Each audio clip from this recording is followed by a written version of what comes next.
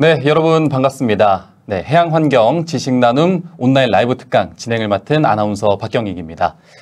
오늘 특강은 해양수산부의 대국민 해양환경 교육 플랫폼인 국가해양환경 온라인 교육센터에서 실시간으로 진행되고 있습니다. 본 특강은 해양수산부와 해양환경공단 국가해양환경교육센터에서 공동으로 준비했는데요. 여러분께서 또 쉽고 편안하게 환경에 대해 배우고 해양환경 문제에 대해서 보다 좀 깊게 접근을 하기 위해서 저희가 해양환경에 좀 관련된 다양한 주제들로 강연을 진행하고 있습니다. 이제 어느덧 4회차에 접어들었는데요. 앞으로도 해양환경과 관련해서 또 다양한 주제들로 특강이 진행될 예정이니까요. 지금처럼 많은 관심과 사랑 부탁드리도록 하겠습니다. 네, 지금 또 많은 분들께서 접속을 해주고 계십니다. 저희 본격적으로 강의 시작하기 앞서서 몇 가지 안내 말씀 좀 드리려고 합니다. 강연 중에는 마이크는 좀 꺼주시면 감사드리겠고요. 또 채팅창 같은 경우에는 Q&A 시간이 따로 마련되어 있으니까 그때 이용해 주시면 감사하겠습니다. 네, 그럼 기후위기와 해양에 대한 주제로 해양탄소 흡수원, 블루카본 관련된 강연 진행해 주실 강사님 소개해 드리도록 하겠습니다. 국립군산대학교 권봉호 교수님 오늘 소개해 드리도록 하겠습니다. 반갑습니다. 네, 안녕하세요. 네, 오늘 이렇게 또 참여를 해 주셨는데 우리 오늘 참석자분들께 간단하게 소개 말씀 부탁드리겠습니다. 네, 안녕하세요. 군산대학교 권봉호입니다. 오늘 또 이렇게 영광스럽게 블루카본 특강을 맡게 돼서 또 영광스럽고 반갑습니다. 네, 오늘 교수님께서 기후위기와 탄소 중립의 연관성, 그리고 블루카본의 역할, 그리고 갯벌의 가치에 대해서 강의를 해주실 예정인데요. 오늘 특강을 통해서 기후위기의 심각성, 또 탄소 감축에 도움을 주는 이 블루카본을 어떻게 보존하면 좋을지에 대해서 여러분들 함께 고민해보는 시간 가져봤으면 좋겠습니다. 네, 계속 많은 분들께서 참석을 해주고 계시는데요. 그럼 오늘 강연 시작해보도록 하겠습니다. 네, 다시 한번 인사드리겠습니다. 군산대학교의 권봉호입니다. 오늘 2023년 해양경 지식나눔 온라인 라이브 특강을 맡게 됐고요. 오늘 제가 드릴 강연은 해양탄소 흡수원, 많이들 요즘에 또 관심이 많으신데 블루카본이라고 하는 것입니다. 그래서 오늘 저는 이제 블루카본 사업단 해양수산부에서 지원하고 있는 블루카본 사업단에서 연구를 맡고 있고, 개인적으로 이제 군산대학교의 해양기후생태연구센터에서 블루카본 연구를 진행하고 있습니다. 앞서 우리 사회자님께서 말씀해 주셨듯이 저희가 큰 세 가지 꼭지를 가지고 오늘 같이 얘기를 나눠보려고 합니다. 첫 번째는 우리가 지금 기후 위기 또 얘기를 많이 하는데요. 또 블루카본을 얘기하기 앞서서 얘기를 안 할 수 없을 것 같습니다. 그리고 이 위기를 해결하기 위한 방법으로서 대두되고 있는 탄소 중립에 대한 이야기를 조금 말씀드리고요. 그리고 오늘 본격적인 주제인 블루카본에 대한 얘기를 좀 말씀드리고, 마지막으로 이제 저기 온라인 특강을 보니까 이 얘기를 하시는 분이 많지 않더라고요. 또 지난 시간에 지난주에 또 다른 해운호 박사님께서 오셔서 갯벌에 이제 여러 가지 말씀하셨을 텐데 좀 다른 관점에서 갯벌 이야기를 좀 마무리하고 강의를 마치려고 합니다. 먼저 이 얘기를 드릴 수밖에 없는 게, 우리가 올여름 엄청 더우셨잖아요. 네, 저도 엄청 더웠습니다. 그래서 우리 기후 재해로 인한 전 지구촌이 고통을 받고 있습니다. 이렇게 왼쪽 사진을 보시면 이탈리아의 가뭄, 홍수, 그리고 소말리아의 가뭄, 홍수, 그다음에 캐나다 최근에 이제 아직도 불이 안 꺼졌다고 하던데요. 얼마가 탔다고, 한반도 몇 배가 탔다고 하는 산불, 그리고 폭염, 또 스페인의 40도 폭염, 다양한, 그리고 이제 가운데 사진을 보시면 최근에 나온 사진인데요. 유럽 7월 보니까 7월 며칠인가요? 19일인가요? 7월 유럽의 사진입니다. 보면은 40도가 넘는 지역이 많고 46.2도까지 올라가는 지역도 있었고요. 지금처럼 이렇게 지금까지는 우리가 지구 온난화라는 말을 썼는데, 최근에 유엔 사무총장께서 말씀하시길, 유엔에서 뭐라고 그러냐면 지구 열대화다. 그래서 지구 열대화가 이런 얘기를 들어서부터 지구 열대화가 뭔가 하고 제가 찾아봤어요. 그랬더니 보일링이라는 단어를 쓰더라고요. 지금까지 지구 온난화라고 해서 글로벌 워밍이라는 단어를 넘어서서 이제는 글로벌 보일링 시대가 이제 개막된 것 같습니다. IPCC라고 기후 변화에 관한 정부 간 협의체 IPCC 기후 변화를 유엔 산하의 가장 기후를 다루는 협의체인데요. 여기서 부정기적으로 한 7년에서 8년 정도에 한 번씩 평가 보고서를 제출을 하는데 21년도 평가 보고서에 이렇게 되어 있습니다. 6차 보고서에 뭐냐면 1.5도씨 얘기를 많이 들어보셨을 텐데 1.5도씨라는 건 뭐냐면 금세기 말까지 우리가 산업화 이전보다 1.5도씨 이하로 제한을 시켜야 우리 인류가 생존할 수 있다. 그러니까 굉장히 1.5도씨라는 굉장히 기후변화에 있어서 굉장히 중요한 수치인데요. 거기에 대한 근거를 제시를 했고 과거, 현재, 미래에 대한 를 보고했습니다. 여기서 드리고 싶은 말씀이 뭐냐면 이미 기온 상승이 1.5도씨를 금세기 말까지 목표를 하고 있는데 벌써 1.09도씨가 상승했다는 겁니다. 더 심각한 거는 100년 사이에 0.78도씨 상승했는데 최근 10년 사이에 0.31도씨 상승했다는 거죠. 그리고 이제 우리가 그 관심 가지고 있는 바다의 문제는 뭐냐면 해수면이 3.7mm 정도 상승했다는 겁니다. 연평균. 그런데 이게 21년도 보고서인데요. 올해 4월에 보고한 WMO 세계 기상기구에서 발표한 거는 매년 이제 전 지구 기후 현황 보고서라는 걸 발표를 합니다. 그래서 여기에 보시면 온실가스 농도가 이미 CO2 농도가 415ppm 그리고 평균 해수면 상승 속도가 앞서 제가 말씀드린 대로 3.7mm였는데 벌써 1년 지난 사이에 지난 10년 동안의 평균이 뭐냐면 4.62mm 정도로 이제 벌써 0.5mm 정도 상승했다는 거죠. 그런 걸 보면 2003년에서 12년 그 전 10년에 비해 1.5배가 상승했다는 걸 알 수가 있습니다. 그리고 연평균 기온 동안 앞서 제가 IPCC 보고서에서는 1.09도씨라고 말씀드렸는데 그새 1년 사이에 산업화 이전보다 1.15도씨 상승했다고 합니다. 이와는 별도로 제가 지난 4월 어떤 보고에 의하면 이미 어떤 보고서에 하면은 이미 1.5도씨가 상승했다라고 하는 보고도 있을 정도로 지금 전 지구적으로 온도가 상승하고 있다는 걸 볼 수 있습니다. 아래 그림을 보시면 이게 그 전 지구 기후 현황 보고서에 나와 있는 그림을 가지고 왔는데요. 여기 보시면 전 지구, 전 바다, 우리가 관심이 있는 바다가 굉장히 끓고 있다는 것을 한눈에도 알 수 있습니다. 전 지구적인 문제뿐만 아니라 우리나라에서도 굉장히 이제 문제가 발생을 하고 있습니다. 우리 기후를 놓고 보더라도 최근 자료를 보면 연평균이 세계 평균이 1.09도씨일 때 한국은 1.6도씨 상승했다고 하고요. 해수온 상승 속도는 더 가파릅니다. 전 세계 평균이 0.48도씨였다면 우리나라 해수온의 상승이 1.23도씨 상승했다. 그다음 해수면 상승 속도 또한 전 세계 평균이 1.7mm였다고 하면 우리나라는 1.97mm 정도로 굉장히 속도가 빠르다는 것을 알 수 있습니다. 그리고 한반도 주변의 오존 분포 현황을 보시면 이건 많은 얘기를 들으셨을 겁니다. 우리가 더 이상 오징어를 우리 제일 유해한 명태인데요. 명태를 먹기 힘든 그런 상황이 되어 있죠. 그래서 이미 지금 이제 명태라는 거는 이제 한대성 어종인데 벌써 이제 북쪽으로 서식 수역이 올라갔다는 걸 알 수 있죠. 오른쪽을 보시면 이게 2030년 한국의 이제 침수 지도입니다. 지금 동해안 쪽으로는 그렇게 위험하게는 보이지 않는데 서해안 쪽으로 보면 이게 지금 이 그림은 이제 제가 그린피스에서 가져온 그림인데요.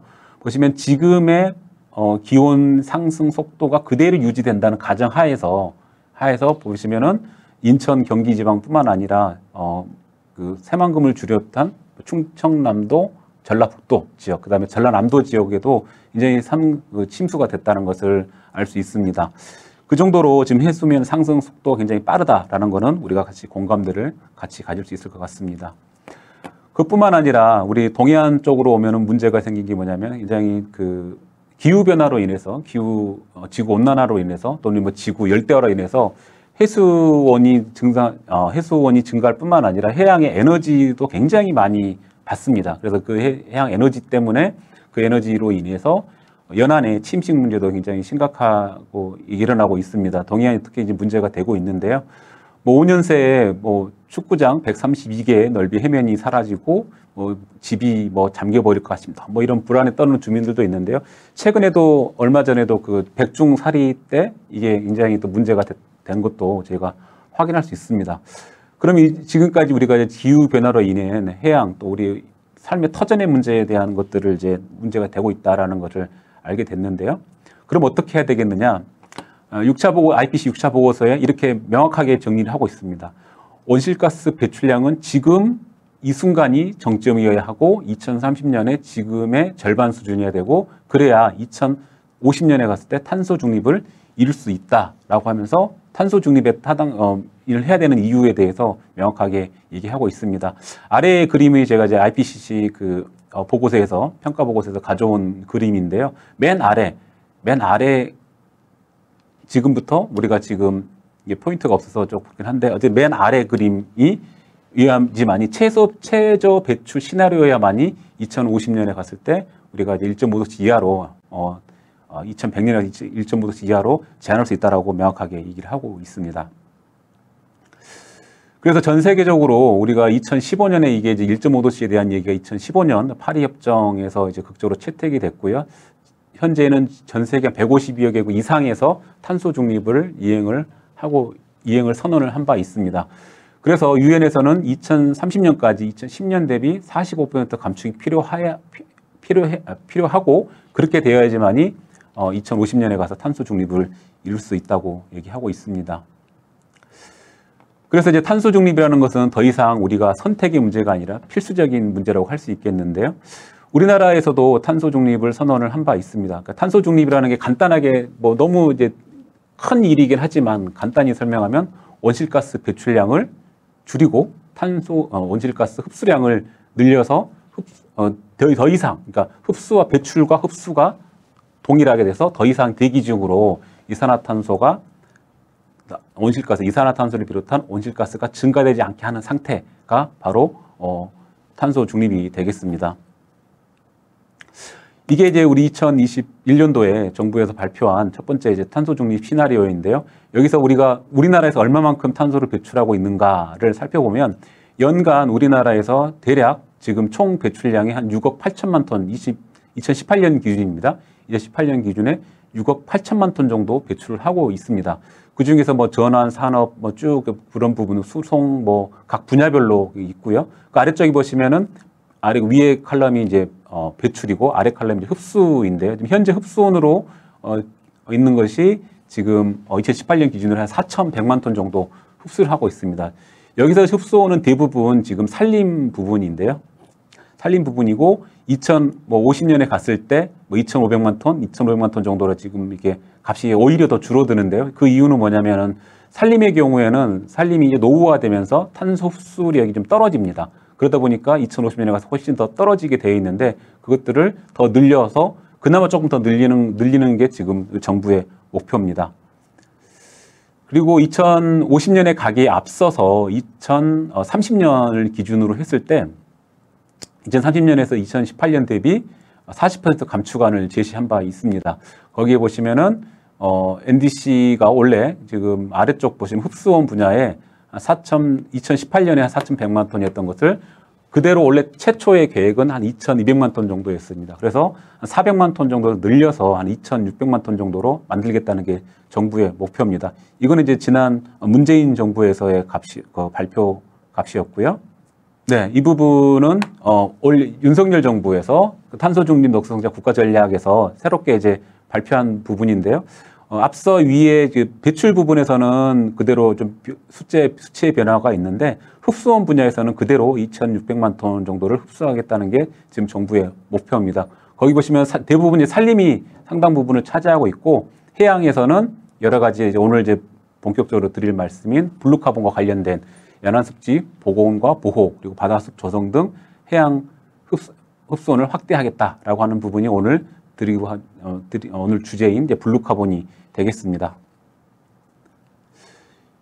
이와 더불어서 해양수산부에서는 2050년 해양수산 분야 탄소 네거티브를 이제 선언한 바 있습니다. 그래서 탄소 중립을 넘어서서 훨씬 더 많은 탄소를 이제 흡수하겠다는 게 지금 해양수산부의 목표인데요. 그래서 간단히 우리가 이제 앞서 제가 우리나라의 탄소 배출량이 한 7억 2천만 톤, 뭐 6억 8천만 톤 정도 되는데요. 그 부분에서 해양수산 분야에서 지금 배출하고 있는 탄소 양이 한 400만 톤 정도 됩니다. 그러니까 우리나라 전체에서 배출하는 양에 비하면 아주 작은 수치인데요. 그래서 보면은 해운 분야에서 지금 보시면은 위에 이제 수치를 보시면 해운 분야에서 지금 18년 기준으로 한 102만 톤 정도, 그리고 수산 어촌 분야에서 300만 톤 정도 배출을 하고 있는데, 그리고 이제 그 다양한 분야에서 이제 흡수를 하겠다는 건데요. 뭐 2050년을 기준으로 놓고 보면은 해운 분야에서 31만 톤 정도 배출량을 줄이겠다. 그리고 수산 분야에서는 한 12만 톤 정도 줄이겠다. 그리고 흡수원 부분에서 지금 오늘 이제 주제인 블루카본이 136만 톤을 흡수하겠다는 게 목표입니다. 그래서 전체적으로 해서 한 324만 톤 정도를 더 흡수하겠다라는 게 지금 해양수산부의 목표입니다. 그래서 블루카본에 제가 이제 그 탄소 중립 네거티브 전략에 가져온 건데요. 시나리오상 보면 50년에 갔을 때 136만 톤을 흡수하겠다. 그래서 주요 수단으로는 갯벌 및 연안습지 식생을 복원하고 바닷숲을 조성하고 신규 흡수원을 발굴하겠다라고 정책 목표가 되어 있는데, 이 부분에 대해서 제가 하나하나 좀 설명을 드리도록 하겠습니다. 여기까지는 소론이었고요. 그러면은 이제부터 이제 본격적으로 이제 블루카본이 뭔지에 대해서 좀 설명을 드리겠습니다. 우리가 또 공부를 조금 한 번 더 했으면 좋겠는데, 전 지구적으로 얼마만큼 온실가스를 배출하고 있느냐라고 하는 건데요. 매년 글로벌 카본 부하지 보고서, 글로벌 카본 프로젝트라는 데서 전 지구 탄소 수지 보고서를 발표를 하고 있습니다. 여기 보시면 작년 2022년에 발표를 보시면 총 390억 톤 정도의 이산화탄소, 온실가스가 배출이 되고, 그 중에서 해양이 한 105억 톤 정도 흡수하고, 산림 분야, 육상에서 한 114억 톤 정도 흡수를 합니다. 그러니까 전체 배출량의 한 26% 정도를 지금 해양에서 흡수하고 있다는 거죠. 더 큰 문제는 뭐냐면, 우리가 한 가지 기억해 두셔야 될 것이, 지금 매년 191억 톤 정도의 온실가스가 매년 우리 지구의 대기로 계속 배출되고 있다는 겁니다. 이 숫자를 우리가 여기서 제로로 만들어야 되는 게 우리의 지금 당면 과제가 되겠습니다. 어쨌든 중요한 부분을 여기서 드리고 싶은 말씀은 뭐냐면, 바다가, 해양이 산림에 버금가는, 육상에 버금가는 양만큼의 이산화탄소를 흡수하고 있다는 게 지금 주요 포인트가 되겠습니다. 그렇다고 해서 모든 것이 다 블루카본이 되지는 않고요. 지금 현재 이제 좁은 의미의 블루카본이라고 이제 조금 제가 정의를 하는데요.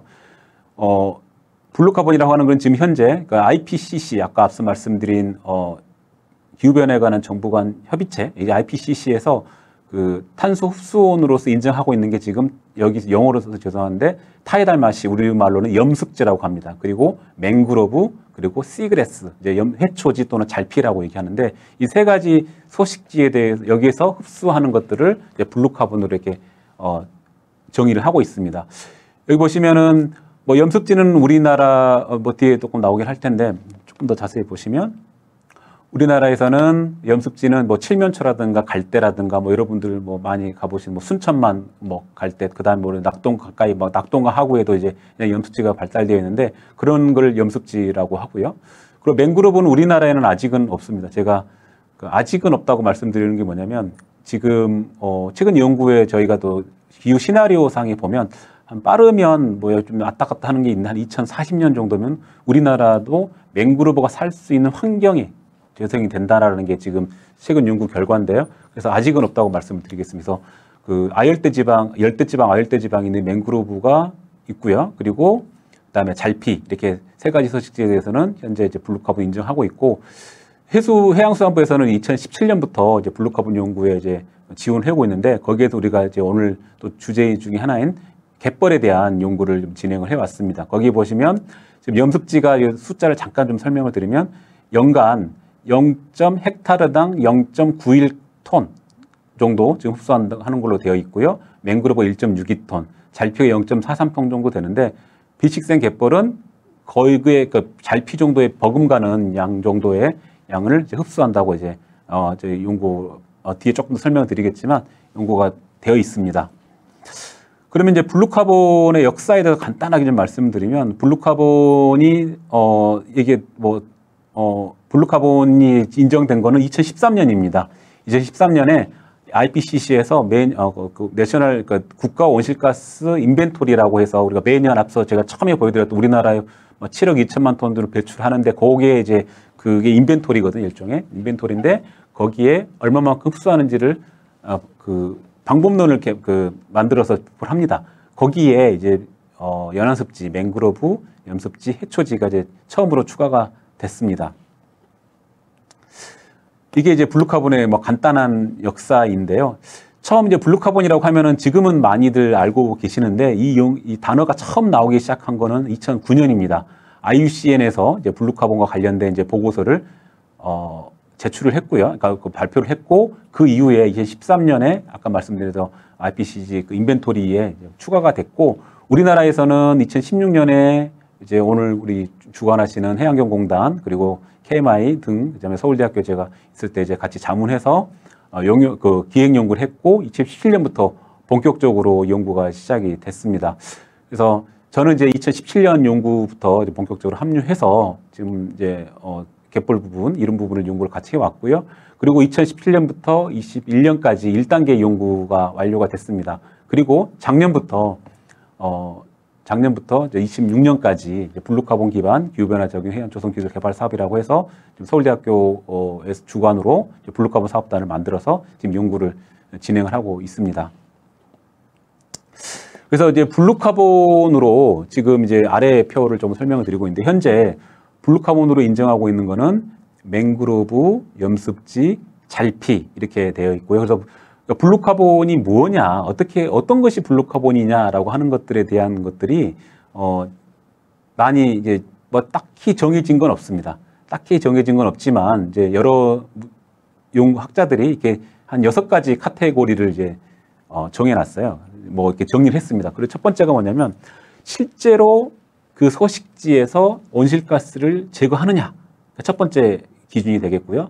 두 번째는 그 온실가스를 제거했다고 해서 그냥 되는 게 아니라 이걸 장기간으로 저장을 해야 되는 거예요. 그러니까 대기 중에 있는 온실가스가 장기간 어딘가에 격리가 돼서 나오지 않는 상태가 되어야 된다는 거죠. 그리고 세 번째는 근데 내가 어떤 그런 서식지를 만들었을 때, 복원하거나 했을 때 그게 다른 부정적인 영향이 있을 수 있느냐, 그런 부분이 있고요.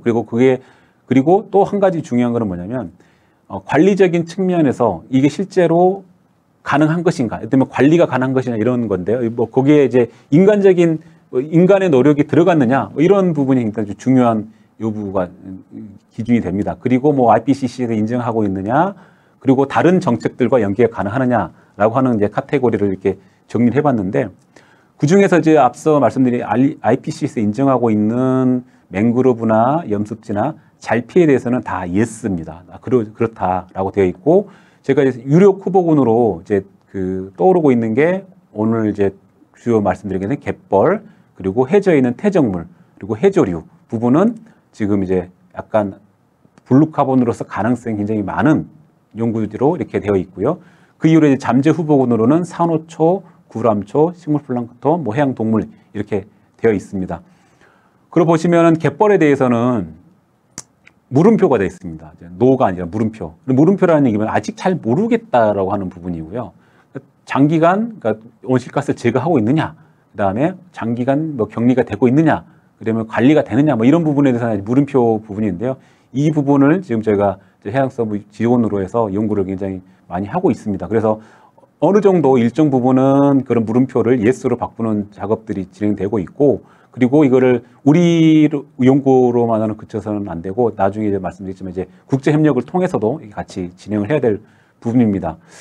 오히려 이제 그 밑에 있는 해저 퇴적물 부분은 보시면 갯벌보다 예스가 더 많습니다. 예를 들면 온실가스 제거가 되고 있느냐 또는 관리가 되고 있느냐 뭐 이런 부분들에 대한 것들이 있는데요.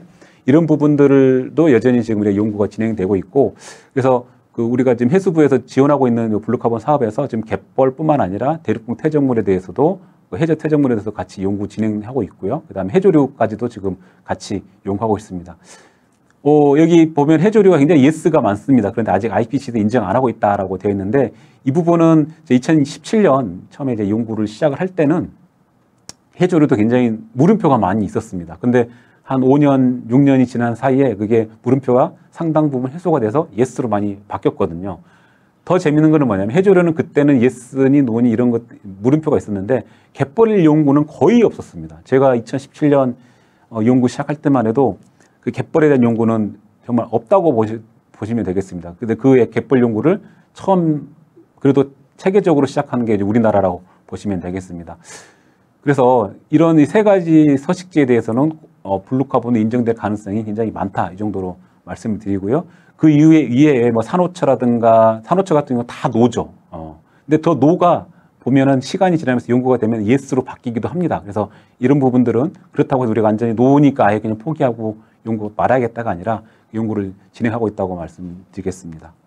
좀 이 부분 좀 설명이 길었는데요. 여러분들 이제 이해를 돕기 위해서 조금 설명을 드렸습니다. 이게 이제 우리가 그 많이 설명하고 있는 블루카본 갯벌에 대한 연구인데요. 우리가 2017년부터 21년까지 지금 이 자료는 20년까지 자료만 사용하긴 했는데 우리가 그 서남해 그다음에 동해까지도 포함을 해서 전 갯벌을 다 조사를 했습니다. 조사 정점만 놓고 보면은 303개 정점이고요. 그다음에 이제 조사 지역 한 21개 지역에서 303개 정점에서 이거를 5년 동안 조사한 결과입니다. 조사를 통해서 이거를 이제 조금 이게 설명이 좀 어려울 수 있는데 이게 그 블루카본 탄소 저장량이 어떤 거하고 연결되냐면 이게 모래갯벌이냐 혼합갯벌이냐 뻘갯벌이냐 그러니까 이제 푹푹 빠지는 뻘이냐 아니면 모래냐 이런 거에 따라서 탄소 저장량이 조금씩 다르거든요. 그래서 지역별로 모래인지 혼합갯벌인지 뻘갯벌인지 이게 제가 구분을 하고 그거를 이제 인공위성 격자에 놓고 이거를 이제 그걸 뭐라고 해야 되나 저희끼리는 이제 뿌렸다 이렇게 표현을 하는데 그걸 이제 뭐 전문용어로 외삽했다라고 했는데 어쨌든 간에 좀 어려운 뭐 학문적으로 어렵긴 한데 간단히 설명하면 지역별로 조사해서 그거를 좀 확대시켜서 통계를 냈다 보시면 되겠습니다. 그래서 이게 지금 보니까 대략 총 갯벌에 우리나라 갯벌은 4,800만 톤 정도 유기탄소가 저장되고 있고 연간에 한 26만 톤 정도 유기탄소를 흡수한다. 저희가 이제 이건 평균 정도의 값이고요. 뭐 최대로는 한 48만 톤, 뭐 49만 톤 정도 흡수하는 걸로 그렇게 발표를 한 바 있습니다. 그래서 이렇게 체계적으로 해서 전국 단위로 연구를 한 게 어디 보시면 여기 우리나라가 최초라고 보시면 되겠습니다. 그래서 그런 부분들을 우리 갯벌의 가치에 대해서도 우리가 상당 부분 이제 알 수 있다. 요거는 조금 더 갯벌의 가치와 연결해서 한 번 더 말씀을 드리겠습니다. 그리고 이제 앞서 말씀드렸듯이 갯벌뿐만 아니라 이제 조화대 퇴적물까지도 지금 그 오른쪽 상단에 있는 그림인데요. 이게 영국 정부 중심으로 해서 많이 연구되고 있습니다. 그래서 쉽게 말하면 블루카본은 그러니까 그러니까 퇴적물에 저장되어 있는 탄소를 그러니까 상당 부분을 차지하고 있는데 맹그로브에 있는 것도 퇴적물 그리고 뭐 염습제도 퇴적물을 주로 그러니까 식물뿐만 아니라 퇴적물에도 많이 저장되어 있는데 갯벌도 마찬가지 퇴적물이고요. 그리고 그러면 갯벌도 퇴적물이고 염습지도 퇴적물인데 그러면 그 멀리 있는 먼 바다에 있는 뭐 해저에 있는 퇴적물에도 상당 부분 탄소가 저장되어 있지 않겠냐라는 거거든요. 그래서 실제로 영국 정부에서 이렇게 발표를 한 바 있습니다. 그래서 저희도 보니까 이 연구를 지금 저희는 작년부터 시작을 해서 작년에 이제 시범 조사하고 올해 이제 서해 지역 조사하고 있는데요. 갯벌만큼은 아니지만 그래도 상당 부분 탄소가 저장되어 있다는 것을 확인을 하고 있습니다. 이 부분은 차후에 또 다른 기회가 있으면 또 말씀을 드리도록 하겠습니다. 그것뿐만 아니라 이제 해조류에 대해서도 여러 가지 얘기가 되고 있고요. 이게 이제 앞서 말씀드린 해저 퇴적물에 대한 얘기입니다. 해저 퇴적물이 이제 영국 정부에서 이제 보고를 했는데 뭐 그림이 잘 보실지 모르겠습니다. 처음에 앞에 이제 그 해초지, 시그레스, 그다음에 솔트마시, 염습지 각각 종류별로 그리고 이제 인터타이달 플랫이 이제 그 갯벌이거든요. 갯벌에 대한 것들 그리고 이제 대륙의 퇴적물 되어 있는데 저희가 관심을 갖는 이유 중에 하나가 뭐냐면 영국도 마찬가지로 우리나라와 마찬가지로 굉장히 환경이 비슷합니다. 뭐 영국도 보면은 사면이 바다죠. 우리도 삼면이 바다고 그리고 거기도 이제 맹그로브가 없습니다. 예. 우리랑 되게 비슷하죠. 그래서 염습지와 갯벌 이렇게 다 포함을 하고 있고 해초지까지 포함하고 있고요. 그리고 또 한 가지 또 재미있는 사실은 우리나라 혹시 여러분들 그냥 상식적으로 우리가 알아보면은 우리나라 관할 해역이라고 하거든요. 그러니까 뭐 영해를 포함해서 이의지까지 포함한 우리가 관할 해역이라고 하는데 관할 해역 면적이 얼마인지 혹시 알고 계신지 모르겠습니다. 우리나라 제가 숫자는 한 대략 지금 이제 뭐 이웃 국가 우리 일본이나 중국하고 아직 그 경계 핵정이 정확하게 되지 않아서 대략이라는 말씀을 드릴 수밖에 없는데 대략 한 43만 제곱킬로미터 정도 됩니다.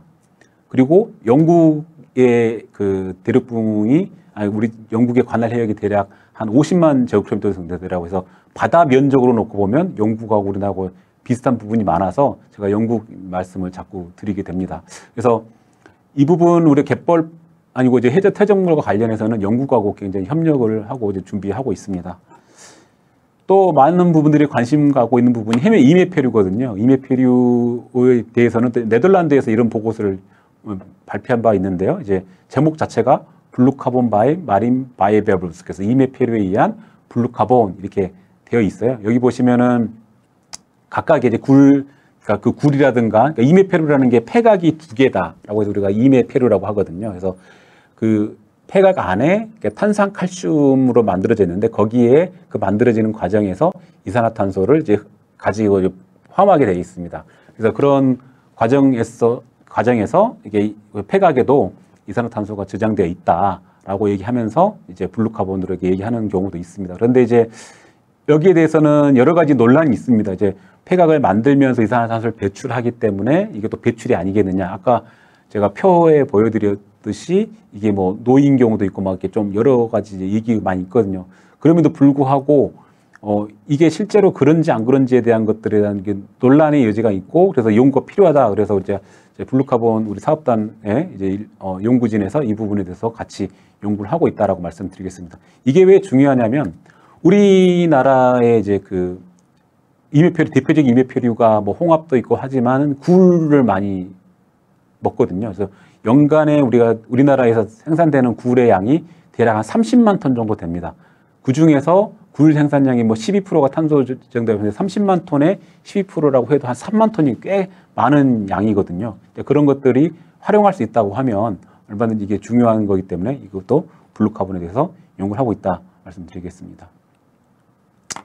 그래서 우리가 앞서 뭐 갯벌이라든가 뭐 해저 퇴적물이라든가 뭐 굴이라든가 뭐 해조류라든가 다양한 블루카본에 대해 새로운 블루카본을 이제 찾고 우리가 다 인정받기 위한 노력들이 굉장히 필요한데요.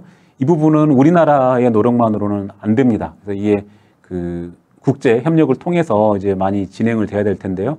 그전 정부부터 우리 장관님도 이제 인도네시아에 가셨을 때 저도 같이 동행을 했었습니다만은 그래서 블루카본 협력 부분에 대해서 굉장히 관심을 가지고 있고요. 그리고 매년 그 유엔 기후변화 협약 총회 당사국 총회가 이제 매년 말에 열리는데 거기에 가서도 이제 블루카본에 대해서 많이 다루고 있습니다. 그리고 최근에 우리가 이제 그 갯벌을 인정받기 위한 우리 국제 포럼도 좀 진행을 하고 있는데요. 최근에 지금 오른쪽 상단에 이제 그림이 지난 5월에 있었던 서울에 있었던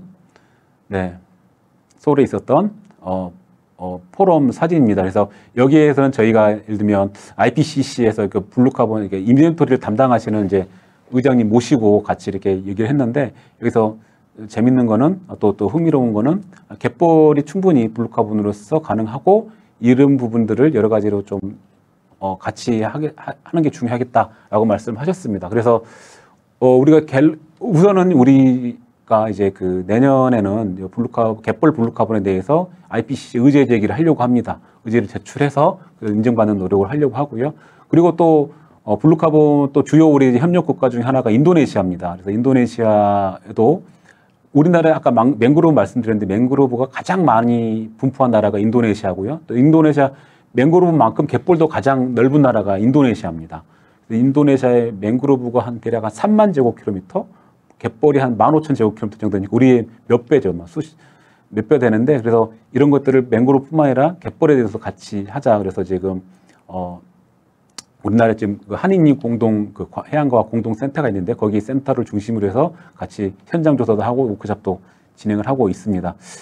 네, 여기까지 제가 이제 블루카본에 대해서 말씀을 드렸는데 충분한 설명이 안 됐을 것 같은데 그래도 또 Q&A 시간에 또 말씀드리도록 하겠습니다. 그리고 이제 또 많은 분들이 관심이 있어 할 이제 갯벌 이야기입니다. 갯벌 얘기를 제가 한 15분 정도 남았는데 재밌는 얘기를 조금 드리려고 합니다.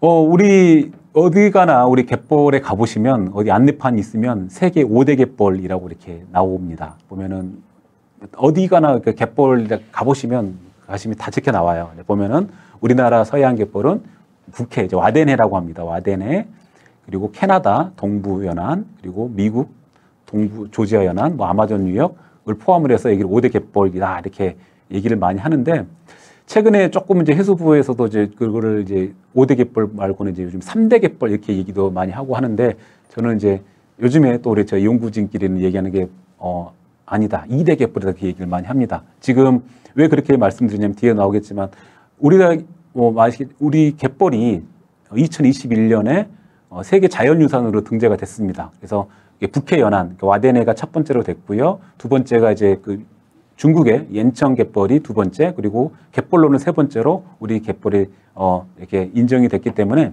등재가 됐기 때문에 뭐 3대 갯벌 얘기하는데, 우리가 생물 다양성이라든가 여러 가지 생산성 이런 걸 보면 우리나라가 거의 그 세계 탑급이거든요. 이거는 요 다음 그림 좀 보시면, 요거는 이제 제 박사학위 주제이기도 했는데요. 뭐 개인적으로 말씀드리면, 그래서 세계 가장 그 우리 전체, 그러니까 우리가 뭐 우리 갯벌, 뭐 중국 갯벌 제가 이제 그렇게 얘기해요. 그러니까 와데네 갯벌에 버금가는 갯벌이 우리 황해 갯벌, 그러니까 전체 우리 중국까지 포함한 황해 갯벌이 전 세계에서 1차 생산량이 가장 높은 수준입니다. 이거는 지금 여기에 이제 전체 리뷰한 것들을 좀 정리를 해봤는데요. 그 이유가 뭐냐면, 아직은 잘 모르는 부분도 있긴 한데, 그게 굉장히 독특한 게, 우리가 찾아보면 황해 갯벌이 전 세계에서 가장 생산성이 뛰어나다는 것을 확인할 수 있습니다. 그 이유는 좀 찾아가고 있는데요. 그런 부분들이 우리는 블루카본하고도 연결되지 않을까. 또 이제 뒤에 나왔지만 해양 생물의 다양성하고도 연결이 되는데요. 이게 2021년도에 우리 해양수산부 지원으로 이제 해양 생태계 서비스 가치 평가를 한 적이 있는데, 여기 해보니까 그 중에 갯벌의 가치를 보니까 연간 한 17조 8천억, 뭐 정확하게는 한 그 정도의 가치를 이제 했는데, 발표가 됐는데요. 이게 연간입니다, 연간. 그리고 보시면은 이제 해양 생태계 서비스라고 하는 거는 해양 그 자연이 우리에게, 인간에게 주는 그 선물 같은 것들 우리가 해양 생태계 서비스라고 하는데, 이게 여러 가지 우리가 세계 한 4가지 서비스라고 합니다. 첫 번째가 수산물이라든가 이런 걸 주는 걸 공급 서비스라고 하고요. 그다음에 오염을 정화한다거나 탄소 흡수하는 것도 우리가 이런 거를 조절 서비스라고 하고, 또 재해 방지까지 포함해서, 그리고 뭐 여러분들 이제 갯벌 가는 거, 뭐 그다음에 해양 관광 이런 것들이 다 생태 관광이라든가 어디 뭐 해수욕장 가서 놀러 가신다든가 이런 것들이 다 우리가 문화 서비스라고 합니다. 그리고 마지막으로 그런 것들이 가능하게끔 하는 게 우리가 지원 서비스 또는 이제 지지 서비스라고 하는데, 그 중에서도 제가 공급 서비스와 지원 서비스 빼고 조절 서비스와 문화 서비스만을 가지고 평가를 해봤을 때 대략 그 가치가 한 17조 정도 된다는 거죠. 그 전에 공식 통계로는 한 16조 정도 됐는데, 그걸 그 사이에 조금 더 늘어났다고 보시면 되겠습니다. 그 중에서도 가장 많이 차지하고 있는 부분이 수질 정화라는 부분도 굉장히 큽니다. 뭐 이게 그 가치가 어떻게 돈으로 매겨지느냐 뭐 자세히 말씀드리기는 어려운데, 어쨌든 간에 정화 비용이 많이 든다라고 생각하시면 되고요. 그에 비해서 지금 저기 잘 안 보이는 표시에 아무튼 탄소 흡수력이 조금 더 적게 되어 있긴 한데, 그 부분은 뭐 돈으로 판단하기는 어렵긴 하지만 어쨌든 그런 걸 다 포함해서 우리 갯벌의 가치가 굉장히 많다, 이렇게 정리를 하면 말씀을 드리겠습니다. 그런데 뭐 애석하게도 우리 갯벌이 간척이 많이 됐습니다. 우리 갯벌이 지금 현재는 지금 정확하게는 2,492제곱킬로미터, 대략 한 2,500제곱킬로미터 정도 되는데요. 지난 한 50년 동안 간척된 면적만 해도 뭐 대략, 요거를 오른쪽 그림은 이제 간척 계획된 것이 한 2,400제곱킬로미터 정도 되고, 뭐 통계마다 조금씩 다른데 대략 한 뭐 1,800제곱킬로미터 정도 된다고 하더라고요. 제가 뭐 정확한 통계는 모르겠습니다. 아무튼 오른쪽 그림이 보시면 1996년도에 그 당시 농어촌진흥공사에서 만든 한국의 간척이라는 책에 있는 겁니다. 거기 보시면은 96년 기점이니까 보시면은 파란색으로 되어 있는 부분이 계획되어 있던 부분입니다. 놀라운 부분은 저기 지금 새만금 보시면 새만금 앞에 있는 바다가 전체 바다를 다 메우겠다고 하는 그런 계획이 있었을 정도로 굉장히 여러 가지 얘기가 많이 있었죠. 그런데 이런 계획들은 지금은 다 이제 폐기된 상태이고요. 뭐 저도 이제 군산에서 왔습니다만 이제 새만금 얘기를 아니할 수가 없습니다. 새만금 갯벌이 최근에 뭐 여러 가지 이유로 뭐 많이 이제 관심을 받고 있는데 새만금 방조제에 의해서 좀 갯벌 포함해서 유역 면적만 해서 400km 정도 되는 갯벌이 세계 최대 갯벌, 국내 최대죠. 국내 최대 갯벌이 역사 속으로 사라졌습니다. 그게 이제 2006년이니까 벌써 한 17년 정도 지났는데요. 그 당시만 해도 이런 마지막 사진입니다. 마지막에 물막이 공사는 사진이고 이제 새만금이 사라졌습니다. 새만금뿐만 아니라 이제 2018년도에 이런 연구를 해봤습니다. 지난 40년 동안 황해 지역에 갯벌이 얼마만큼 사라졌을까를 이제 연구를 해봤는데요. 이거는 이제 인공위성 사진을 통해서 각 시대별로 총 80년대, 90년대, 2000년대, 2010년대 이렇게 해서 시대별로 얼마만큼 갯벌이 사라졌는지 이거를 이제 그 인공위성 사진으로 이제 비교를 통해서 연구를 해본 적이 있습니다. 거기에 보시면 대략 한 40년 동안 연평균 1% 정도의 매년 평균 1% 정도의 갯벌이 사라졌다고 하는 것입니다. 그러니까 대략 2020년대까지 통계를 내보니 황해 지역 전체 지역에 한 9,700제곱킬로미터 정도의 갯벌이 사라졌다고 하는 것을 통계를 낼 수 있었는데요. 이게 물론 이게 저희 그 개인 국가 프로젝트를 받은 게 아니라 제 개인 연구를 통해서 얻은 자료다 보니까 뭐 숫자 자체는 조금 다릅니다. 그리고 그 서해 지역만 했기 때문에 뭐 우리나라 제일 위에 이제 파란색으로 보시면은 한국, 그다음에 이제 북한까지 다 들여다봤는데 북한, 중국 이렇게 그 줄어든 걸 볼 수 있는데 물론 이제 지금 해수부의 공식 통계가 조금 다를 수 있다는 건 말씀을 드리고요. 그런 수치적인 거 부분, 그러니까 전체적으로 대략 얼마만큼 사라졌는지에 대한 것들 퍼센트만 보시면 될 것 같은데 각각의 시기별로 조금씩 다릅니다. 우리나라 같은 경우는 1990년에서 2000년대로 넘으면서 그때 이제 굉장히 많이 갯벌이 많이 사라진 걸 확인할 수 있는데 이게 지금 새만금과 시와호가 굉장히 큰 차지를 하고 있고요.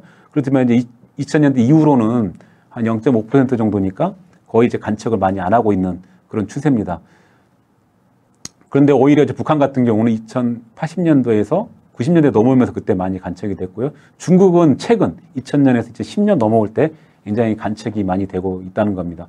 그래서 지금까지는 우리가 그 간척이라는 것들이 뭐 여러 가지 식량 생산을 위한 것들, 뭐 또 공단을 만드는 것들 그런 여러 가지 이유로 많이 사라졌지만 지금 앞서 말씀드린 대로 갯벌의 가치, 뭐 우리가 블루카본 포함한 여러 가지 가치를 많이 알려지면서 더 이상의 이제 간척은 없어야 되겠다라고 하는 것들이 우리 그래서 그런 인식이 많이 확산되고 있는 것 같습니다. 그리고 이제 이제 자랑스럽게도 우리 갯벌이 이게 세계 자연유산으로 두 번째로 이제 선정이 됐는데요. 우리나라 전 세계 자연유산 중에 200여 개 중에 우리나라가 두 개가 우리나라죠. 첫 번째는 뭐 당연히 아시지만 제주도입니다. 제주도가 첫 번째고 그리고 우리가 두 번째로 갯벌이 이렇게 등재가 됐는데 재밌는 거는 여러분도 혹시 유네스코 홈페이지에 들어가 보시면 이게 오른쪽 그림인데요. 이게 갯벌 GTBOL 그래서 우리 용어 우리말이 들어가 있습니다. 우리말이 갯벌 그러면서 컴마 치고 한국의 갯벌이다 이렇게 등재가 됐습니다. 물론 이제 그 갯벌이 이제 그 등재된 이유 중에 가장 큰 이유가 지금까지는 뭐 여러 가지로 가장 많이 관심 갖는 부분이 뭐냐면 새 부분이죠. 철새, 바다새. 그러니까 우리 새가 갯벌에 날아와서 그 이제 먹이 활동을 하고 이렇게 또 이동하는 그런 중간 기착지로서 갯벌이 굉장히 중요한 가치를 지금 보편 타당성 부분에서 굉장히 중요한 가치로 여겨져 왔었습니다. 그렇지만 그거에 더해서 제가 지금 말씀드린 블루카본이라는 부분이 그 가치를 계속 우리가 찾아내면서 더해져 가고 있다는 거죠. 제가 오늘은 이제 블루카본이라고 하는 부분에 대해서 말씀을 드렸지만 또 다른 가치가 있을 수 있습니다. 그런 것들을 우리가 우리 후손에게 물려줘야 될 가치, 자연유산으로서 우리가 갯벌을 지키고 보호하고 또 필요하면 나가가서 복원해야겠다라고 생각이 듭니다. 네, 5분 정도 남았는데 이게 마지막 슬라이드입니다. 그래서 뭐 이게 저희가 이제 그 개인적으로는 오른쪽 왼쪽에 가운데 계신 분이 저희 은사님이신데요. 굉장히 이제 갯벌 연구도 많이 해오셨고 마지막에 이제 그 말씀드리는 게 갯벌을 이제 국립공원으로 하자는 게 아니라 국립공원 수준으로 보호하자. 약간 이제 국립공원이라고 그러면 이제 조금 안 좋아하시는 부분도 있긴 한데 어쨌든 국립공원 수준으로 전체 갯벌을 보호하자라고 이제 주장을 하고 20년 전부터 주장하고 계십니다. 그리고 제가 이 부분을 말씀드리려고 하는 게 아니라 오른쪽 그림이 굉장히 중요한 그림인데요. 작년 12월에 우리 한 가지 중요한 12월에 중요한 그 협약이라고 해야 되나 이게 국제적인 약속이 이제 맺어졌는데 그게 바로 쿤밍 그러니까 생물 다양성 협약입니다. 생물 다양성 협약에서 뭐라고 그러냐면 쿤밍 몬트리올 뭐 글로벌 생물 다양성 프레임워크 뭐 그렇게 얘기를 하는데 목표를 2030년까지 육상과 해양의 30% 정도를 우리가 보호하자. 그러니까 보호구역을 지정하자는 거죠. 거기에 더해서 훼손된 생태계의 30%를 복원하자까지도 포함이 되어 있습니다. 그래서 근데 한 가지 우리가 기억해 두셔야 될 수치가 있습니다. 우리나라의 해양 보호구역이 지금 여러 가지를 다 포함을 해서 한 2.1% 정도 수준입니다. 그게 2030년까지 얼마 남지 않았냐 7년 정도 남았는데요. 거기에 우리가 30%까지 보호지역으로 지정을 해야 되는 부분이 있는데 그건 굉장히 어려운 수치일 것 같습니다. 그럼에도 불구하고 우리가 탄소 흡수도 해야 되고 여러 가지 생물 다양성도 확보하기 위해서는 어려운 숙제지만 우리가 나아가야 될 길이 이미 우리 국제적으로도 지금 거기 추세에 따라가야 되지 않겠냐라고 생각이 들고요. 그리고 이제 뭐 여러 가지 그 새만금 얘기도 하는데 이미 제가 주요 신문에서도 그렇게 나옵니다. 뭐 신문에 그냥 제가 가져왔는데요. 새만금 계획을 포기해야 새만금이 산다. 그러니까 여러 가지로 지금까지 우리가 해왔던 정책들을 지금은 한 번쯤 바꿔야 될 때라는 거죠. 그래서 우리가 한번 인식전환이 필요하다는 얘기고요. 그리고 아래 그림은 해양수산부와 현대기아차하고 협약을 맺은 겁니다. 연 49만 톤. 아까 이제 갯벌 이야기인데요. 갯벌을 복원하는 데 있어서 기아에서도 이제 관심을 가지고 이러고 있는데 여러 기업들에서도 굉장히 관심이 많습니다. ESG 경영뿐만 아니라 여러 가지 분야에서 관심이 많은데 이제 시대는 블루카본을 마무리를 하자면 이제는 보호와 복원의 시대다. 영어로 이제 컨저베이션, 영어로 이제 뭐 복원은 이제 리스토레이션이라고 얘기하는데요. 이제는 더 이상 우리가 개발의 시대를 지나서 이제 그 보호와 복원의 시대로 가야 된다라고 이렇게 말씀을 드리면서 이상 마치겠습니다. 네, 강의 여기서 이렇게 마치도록 하겠습니다. 저도 옆에서 강의를 계속 들었는데, 블루카본에 대한 이게 이제 주제 자체가 다소 이제 생소한 면이 있었는데, 이해가 잘 됐습니다. 크게 이제 기후 위기에 따른 해양 환경의 중요성 말씀해 주시면서 뭐 지구 열대화 짚어주셨고, 또 우리나라 갯벌의 우수성, 그리고 뭐 보전 보호의 중요성, 그리고 블루카본의 뭐 등장 배경부터 여러 가지 종류들 아주 자세하게 설명해 주셨는데 또 2017년부터 직접 또 연구를 진행하신 또 경험에 기반해서 또 구체적으로 사례까지 알려주시니까 굉장히 유익했던 시간이었던 것 같습니다. 지금 참석자 여러분들께서도 질문 계속 올려주시면서 아마 저랑 같은 마음으로 강의 잘 들으셨을 텐데 그럼 이제 Q&A 시간을 좀 가져보도록 하겠습니다. 오늘 강연과 관련해서 궁금한 점들이 있으면 여기 참석자분들 Q&A 이제 올려주시면 되겠고요. 저희 실시간 Q&A 참여해주시면 추첨 통해서 5분께 치킨 기프티콘 드리고 있거든요. 네, 많은 참여 부탁드리겠고요.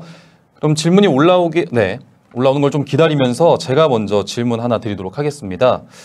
앞서 이제 갯벌에 대해서 말씀을 해주셨습니다. 이제 블루카본으로서의 가능성이 이제 충분히 있는 갯벌이라고 할 수 있겠는데 이 갯벌 자체가 아무래도 온실가스를 흡수를 하다 보니까 블루카본으로 이제 인정이 되는 거겠죠.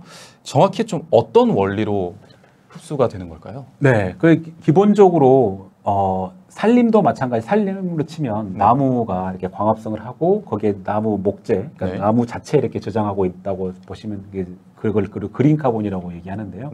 갯벌도 마찬가지로 갯벌에 눈에 보이진 않지만 그 미세조류, 광합성의 미세조류가 있습니다. 그 미세조류가 광합성을 해가지고 그거를 이렇게 차곡차곡 일부는 이제 물고기 먹이로도 쓰이지만 그게 갯벌에 차곡차곡 쌓이는 게 첫 번째고요. 물론 두 번째는 다른 뭐 여러 가지 육상으로부터 들어오는 탄소가 유기탄소가 이렇게 저장되고 있는 부분도 있는데 최근 연구에 의하면 상당 부분 그 미세 조류에 의한 광합성에 의한 탄소 부분이 이제 많이 되고 있다라고 하는 거. 지금 최근에는 이제 저희가 지금까지 연구는 얼마만큼 저장되고 있는지 뭐 쌓이고 있는지에 대한 연구했다면 그럼 어떻게 쌓이는지에 대한 연구는 계속 진행 중입니다. 네, 아무래도 그 과정 자체가 굉장히 좀 구체적이고 또 네. 이렇게 뭐 쉽게 되는 게 아니라 또 여러 가지 절차 네. 과정을 통해서 흡수를 하고 있는데 이제 세계 2대 갯벌이라고 할 정도로 우리나라 갯벌이 굉장히 좀 유명한데 그러면 이어서 우리 참석자분들 질문 한번 받아보도록 하겠습니다.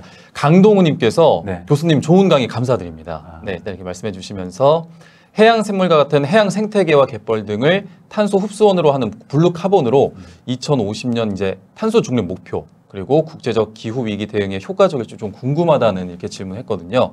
초기 단계인 블루카본보다 육상에서의 탄소 흡수원이 좀 집중을 해서 육상 탄소 중립을 더 큰 비중으로 하는 것이 훨씬 효율적이지 않을까요? 이렇게 질문해 주셨거든요. 네, 그거를 이제 그 굉장히 좋은 질문, 좋은 의견이신데요. 네. 물론 이제 육상 부분이 굉장히 많은 부분을 차지하는 부분은 분명히 있습니다. 네. 그렇지만 우리가 오늘 탄소에 대해서만 말씀을 드렸는데 해양 생태계를 보호하고 복원하는 게 탄소뿐만 아니라 생물 다양성이라는 부분도 굉장히 중요한 가치를 두고 있거든요. 그래서 이게 그 병립해서 같이 가야지 이것만 하고 이것만 안 하고 이런 거보다는 같이 갈 필요가 있다. 네. 그리고 상대적으로 이미 육상 부분은 상당 부분 많은 것들이 투자가 되고 있고 많이 그 예산도 투입되고 있습니다. 그래서 그렇지만 우리가 새롭게 떠오르고 있는 우리는 해양 생태계에 대한 것도 우리가 또 관심을 가지고 필요가 있다. 그런 부분에서 말씀을 드리겠습니다. 좀 더 이제 넓은 범위에서 생물 다양성도 중요하고 또 앞서 말씀드렸지만 그 이제 잠재적 블루카본이라고 해가지고 이제 또 가능성이 있는 블루카본들이 해상에는 아직 많이 가능성이 있는 만큼 그래서 중요성을 또 말씀해 주셨습니다. 네, 다음 질문은요.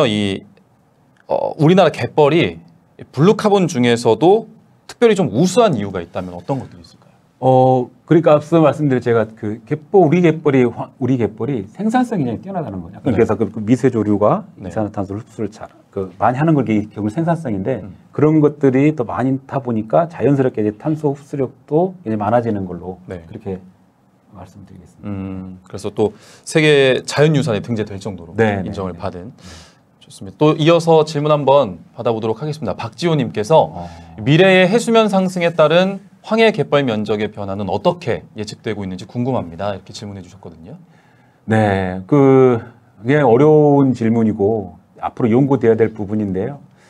그러니까 해수면이 상승을 하면 결국은 갯벌이 드러나고 주로 결국은 이제 드러나는 것이 이제 갯벌이잖아요. 늘 이렇게 물이 빠지고 나는 게 갯벌인데 해수면이 상승하면 상대적으로 이게 줄어들겠죠. 드러나는 부분이 드러나는 부분이 줄어들고 줄어들다 보니까 갯벌이 점점 줄어들 수밖에 없는 걸로 이제 상식적으로는 그런데 또 재밌는 거는 이게 해수면이 상승하다 보면 이게 육상 쪽으로 많이 넘쳐 들어올 수도 있거든요. 그러니까 지금에서 상당 부분이 침수가 많이 되고 있는데 그게 또 갯벌로 바뀔 수 있어서 이런 부분에 대한 연구도 굉장히 많이 필요한 연구라고 생각이 듭니다.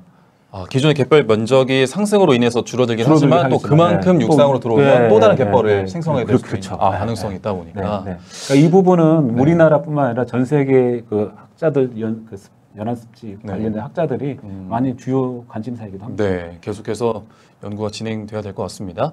그리고 최형래님께서 블루카본 유익한 강의 감사드립니다. 갯벌에 살고 있는 입장에서 갯벌의 보존 가치에 대한 연구 소식 매우 기쁘다고 말씀해 주셨는데 궁금한 점이 이제 탄소 저장 검사 방식이 어떻게 이루어지고 있는지 알 수 있을까요? 이렇게 네, 굉장히 전문적인 질문이신데 저희가 기본적으로 약간 좀 설명을 이제 드리면 이게 보일지 모르겠네. 보이죠? 그래서 이게 갯벌입니다. 거기다가 두 가지 조사를 하는데요. 첫 번째는 얼마만큼 저장되어 있는지를 하기 위해서 저희가 이제 코어라고 합니다. 코어 이렇게 동그란 동그랗게 긴 거를 이 갯벌에다 쭉 넣어서 한 대략 한 1m 정도, 1m 정도를 이렇게 집어넣어서 여기를 이제 커팅을 합니다. 잘라서 각각의 층별로 얼마만큼 탄소가 저장되어 있는지 이렇게 조사를 하고요. 두 번째는 얼마만큼 이제 표층에 얼마만큼 이제 약간 어려운데 표층에 광합성 얼마만큼 하는지 뭐 그런 것들도 포함을 해서 그리고 또 퇴적률이 얼마만큼 되는지 뭐 이런 것들 하는데 이게 전문적인 질문인데 개인적으로 또 연락을 주시면 한번 갯벌을 가셔서 직접 가셔서 그런 직접 체험해 보는 것도 예, 도움이 많이 될 것 같습니다. 그리고 이윤진님께서 교육 현장에서 사람들에게 각인시키기에는 그만큼 유용한 것이 없어서 어쨌든 세계 5대 갯벌이라는 것을 알려주고 싶고 또 정확한 출처를 알았으면 알고 있었으면 합니다. 어디서 선정한 것인지 알 수 있을까요? 네. 굉장히 어려운 질문인데 어려우면서도 조금 쉬운 질문이기도 합니다. 그러니까 저도 이제 갯벌을 연구하는 입장에서 도대체 5대 갯벌이 어디일까? 이제 뭐 그냥 워낙 시중에서 많이 이제 다니는 얘기였어요. 그래서 물론은 시작은 2001년도에 아까 은사님 한국의 갯벌이라는 책에 이렇게 되어 있습니다. 그래서 5대 갯벌의 순위를 매기는 게 아니고요. 전 세계에 어디에 갯벌이 있는가라는 걸 이제 그러니까 분포도를 그게 이렇게 한 5군데를 이렇게 있다라고 해서 정리해 준 게 있어요. 그거는 이제 각각의 좀 비싼 책입니다. 꼭 비싼 책이에요. 사실 필요 없고 그냥 도서관에 가보시면 웬만한 도서관 다 있거든요. 거기 보면 이제 5개 지역이 이렇게 되어 있습니다. 그리고 또 김대진님께서 블루카본 서식지로서 우리나라의 잠재성 어느 정도나 되는지 궁금합니다. 우리나라의 경우 흡수 가능한 탄소 규모는 어느 정도 될 거라고 보시나요? 이렇게. 지금 이제 그 갯벌뿐만 아니라 이제 해적물 그리고 해조류 부분까지 우선 그 세 개의 서식지를 이제 포함을 해보면 그 양이 지금 제가 어느 정도로 딱 여기서 단정짓기는 어렵습니다만 그 영국의 예를 들면 영국에서 정리한 걸 보면은 그 규모가 한 2천만 톤 정도. 2천만 톤. 그 해적물에도 뭐 연간에 2천만 톤 정도 저장을 한다고 그렇게 우리 아까 제가 말씀드렸잖아요. 영국이 한 50만 제곱킬로미터 정도 되는 해역 면적이 그리고 연간이고 그리고 그게 이제 우리 갯벌이 우리 전체 해역 면적이 한 43만 정도 되니까 그에 버금가는 정도의 값이라고 봅니다. 근데 그게 이제 얼마만큼 우리가 관리하고 보호하느냐 그게 숫자가 좀 달려 있겠죠. 그래서 그런 부분들은 우리가 계속 좀 연구해야 될 부분이라고 생각합니다. 그래서 뭐 딱 그게 탄소 규모가 어느 정도 될 거냐고 하는 부분이 그 정도 말씀드리겠습니다. 상당한 수치라고 알 수 있을 것 같습니다. 그러면은 좀 이제 마무리하는 질문에서 하나 드리고 싶은 게 이제 블루카본 생태계를 지키기 위해서 좀 이제 일반인들 어떤 노력을 해야 할까요? 결국은 말씀드린 대로 제가 해양 생태계 전반에 대한 보호하고 이제 복원이라고 할 수 있는데 우리 일반인이 할 수 있는 것 중에 제일 들을 수 있는 말씀은 결국은 우리 해양 생태계 가셔서 막 해집지 마시고 그냥 이렇게 그저 바라만 보시는 그렇죠. 해양 쓰레기 같은 것도 쓰레기도 버리시면 안 되고 그런 것들이 다 연결돼 있는 거거든요. 그런 그냥 그런 부분에도 관심을 가졌으면 좋겠다라고 말씀드립니다. 마지막 질문 하나요? 마지막 질문.